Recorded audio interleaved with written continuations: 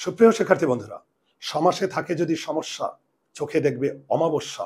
আমার কাজ হচ্ছে সেই অমাবস্যা ভেদ করে নিয়ে আসবো আলো, যেন বাংলা ব্যাকরণে তোমরা জ্বালতে পারো সাফল্যের আলো।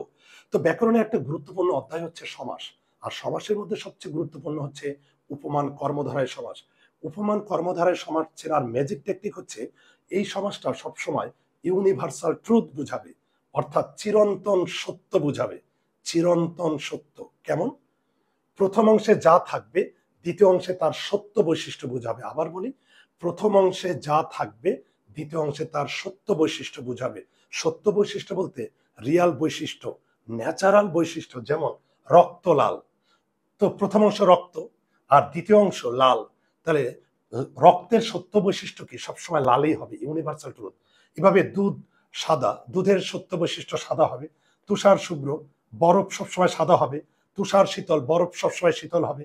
কুসুম কোমল, কুসুম মানে ফুল, ফুল সবসময় কোমল নরম হবে। সিঁদুর রাঙা, সিঁদুর সবসময় লাল হয়। ইস্পাত কঠিন, ইস্পাত স্টিল সবসময় কঠিন হয়। স্বর্ণোজ্জ্বল, স্বর্ণ সবসময় উজ্জ্বল হয়। আর ব্যাসবাক্য করার সময় বাক্যে ন্যায় বা মত ব্যবহার করো। ব্যাসবাক্যটা কি? সমাসকে ভাঙলে যে বাক্যটা পাওয়া যায় সেটা ব্যাসবাক্য।